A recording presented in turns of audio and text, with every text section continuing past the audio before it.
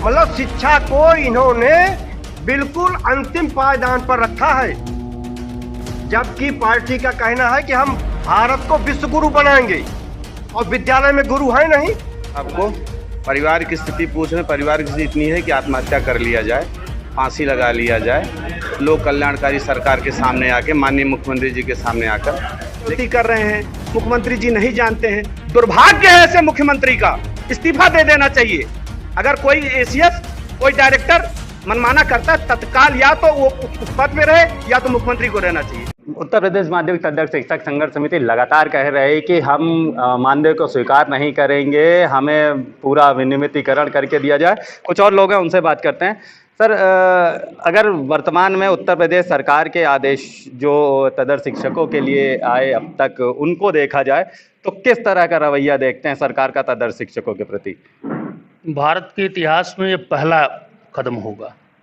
ये काला राजाज्ञा मानी जाएगी। और भूमि टीवी का तदर्थ शिक्षकों की पीड़ा जो लगातार आंदोलन आप बता रहे हैं, इस टीवी चैनल का बहुत भूर प्रशंसा करूंगा कि तदर्थ शिक्षक की पीड़ा को अगर किसी मीडिया चैनल ने सर्वाधिक रूप से देखा है तो आप लोगों ने देखा है।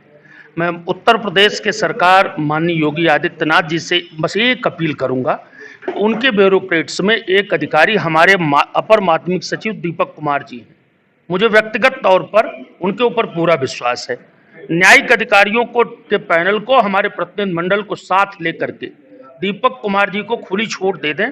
मैं इतना विद्वान ईमानदार अधिकारी हैं, तो मुझे पूर्ण विश्वास है कि दीपक कुमार जी निसंदेह तदर्थ शिक्षकों के साथ, जो आर्डर को समझने में कहीं न कहीं न्यायिक अधिकारियों ने चूक की है, न्यायिक जो न्याय विभाग है, जो महाधिवक्ता अंतिम आदेश की व्याख्या की है, दीपक कुमार जी ने पूरे हमारे प्रतिनिधि मंडल को बुलाकर ऊपर से नीचे तक सभी चीज़ों को समझा है।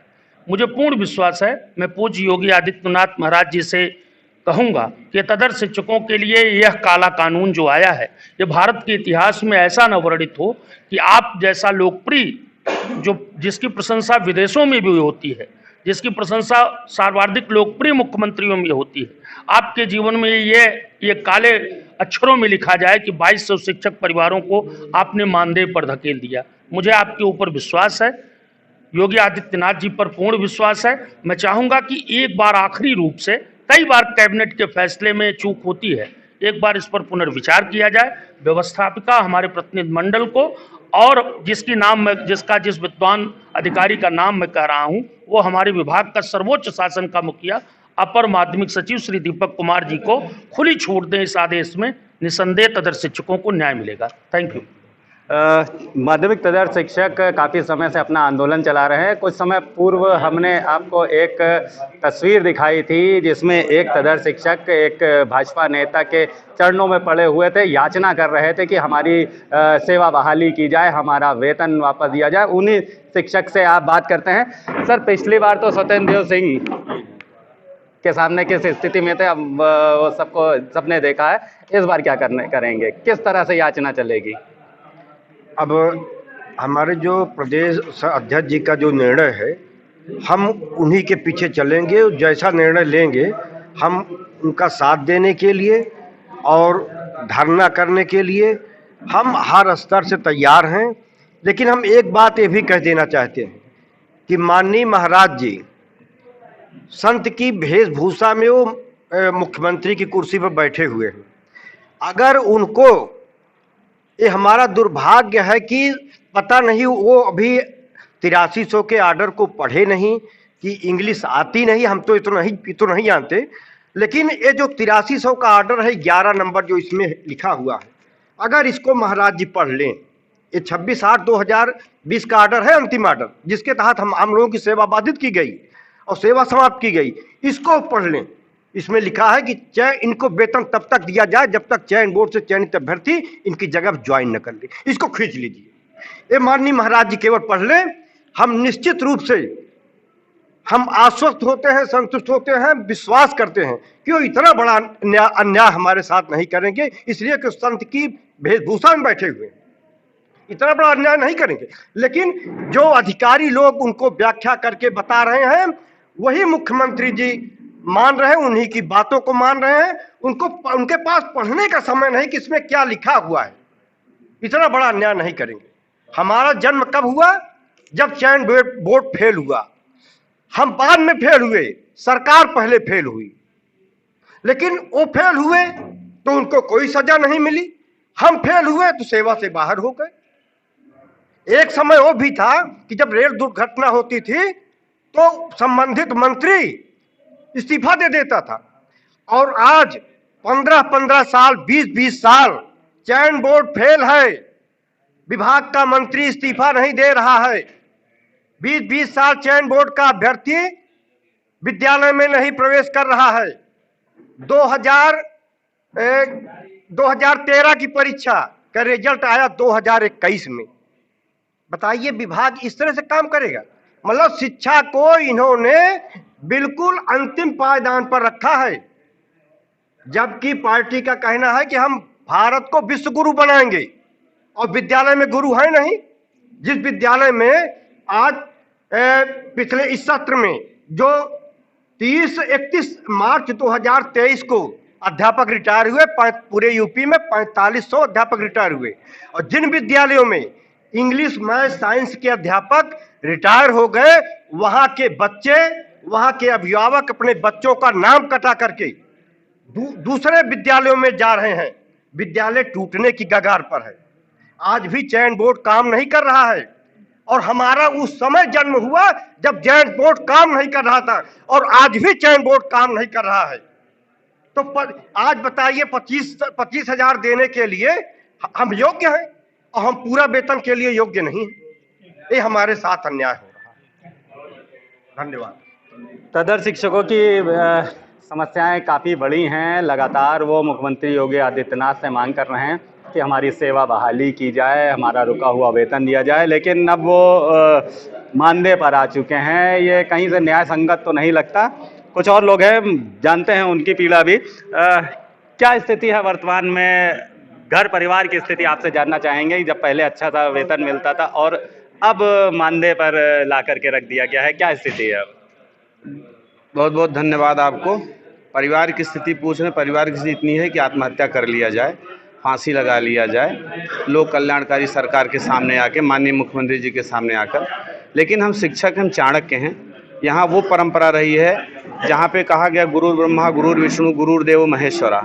ऐसी परंपराएं रही है। संत शिरोमणि हमारे प्रदेश के मुखिया हैं, और जो ये 1 लाख वेतन से मानदेय 25-30 हज़ार ले आए। कोई थी कहावत गाँव के न कि धानिक फरवार न हो। जो राजकोष होता है सरकार का, वो धानिक फरवार ना होता है कि 2 अजूरी 3 अजूरी दे दिया। ये तुगलकी फरमान या अल्पज्ञता का द्योतक है। एक बात और बताइए, तो परिवार की बात हो गई। डिटेल आप जानना चाहते हैं? वास्तविकता वर्तमान की हकीकत जो है, केवल 10 लाइन में आपको मैं व्यक्त करता हूँ। ये हमारी, हम हैं क्या, हम यहाँ पे कैसे आए? एक्चुअली आज़ाद भारत जब आज़ाद हुआ तब से आज तक अशासकीय सहायता प्राप्त माध्यमिक विद्यालयों में प्रबंधक नियोक्ता हुआ करता था। शिक्षकों के संघर्ष के परिणामस्वरूप चयन बोर्ड का गठन हुआ। चयन बोर्ड से गठित होने पर चयनित केवल हमारा मापदंड योग्यता का चयन करके भेज देता था, नियोक्ता प्रबंधन था। ये 1971 के आसपास 78 के बाद वेतन वितरण अधिनियम आया। प्रक्रियाएं चलती रहीं, चयन बोर्ड फेल होता रहा, सरकारें आती रहीं, बदलती रहीं। उस दरमियान हमारे ही जैसे तमाम शिक्षकों को प्रबंधक ने नियुक्त किया, कभी मंडलीय चयन समिति से, कभी जनपदीय चयन समिति से, कभी हाईकोर्ट के आदेश से। हाईकोर्ट के आदेश से, वो भी एक संवैधानिक तंत्र है। उन आदेशों से ये होते रहे, और बारंबार, चाहे मुलायम सिंह की सरकार रही हो, कल्याण सिंह की सरकार रही हो, राजनाथ सिंह की सरकार रही हो, कोई भी सरकार रही हो, वो हमको समय समय पर विनती कर रेगुलाइजेशन होता रहा। 2016 में हमारे शिक्षकों ने एक वाद ले जाकर के सुप्रीम कोर्ट में दायर किया। 26 अगस्त को, जैसा आप जान चुके हैं, 26 अगस्त 2020 को आदेश आया। सुप्रीम कोर्ट ने कहा कि इनकी लंबी सेवाओं को देखते हुए हम 142 के तहत आदेश देंगे, अन्यथा आप कोई सलूशन दीजिए। सलूशन में सरकार ने परीक्षा दिया और ये रेगुलाइजेशन का, लेकिन कोर्ट ने ये नहीं कहा कि इनको ये पास नहीं होते हैं या फेल होते तो इनको वेतन बंद करिए। रेगुलराइज हम मांगने जो गए थे, हमको वही देना चाहिए ना, लेकिन हम मांगे गए मोहब्बत, हमें मिला विष का प्याला। और उस समय मिला जब आदरणीय योगी आदित्यनाथ संत शिरोमणि हैं।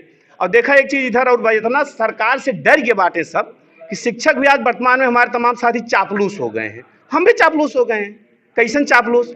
हम कहा थे कि अधिकारी गलती कर रहे हैं, मुख्यमंत्री जी नहीं जानते हैं। दुर्भाग्य है ऐसे मुख्यमंत्री का, इस्तीफा दे देना चाहिए।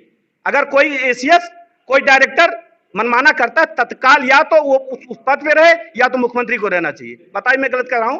बिना मुखिया के जाने कोई चीज हो सकता है क्या? तदर्थ शिक्षक ओम प्रकाश राजभर से ज्यादा गए गुजरे हैं, जो माननीय ओम प्रकाश राजभर कैबिनेट मंत्री हैं, आप जानते हैं उनको, और माननीय प्रधानमंत्री और माननीय योगी आदित्यनाथ को भर भर के गाली दिए। गूगल करिएगा आप, उनको कैबिनेट मंत्री का दर्जा आप देते हैं और हम 1 लाख, 1.25 लाख वेतन पाते हैं। आज हम आत्महत्या करने के लिए मजबूर हो जाएं? कैसा लोकतंत्र है? कैसा लोक कल्याणकारी ये मतलब कि ये सरकार है? कैसे हम कहें कि गुरु ब्रह्मा, गुरु विष्णु, गुरुदेव महेश्वरा?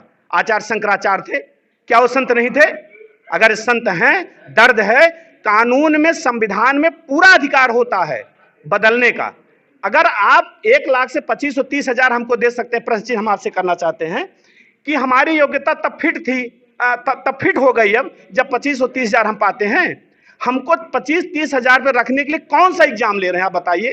क्या उत्तर प्रदेश में जितने लोग हैं किसी को उठा करके आप रख देंगे पढ़ाने के लिए जो MA BEd होंगे, पद के अनुकूल होंगे? मान्यवर, हमारी सेवाएं समाप्ति ही नहीं है। कैसे?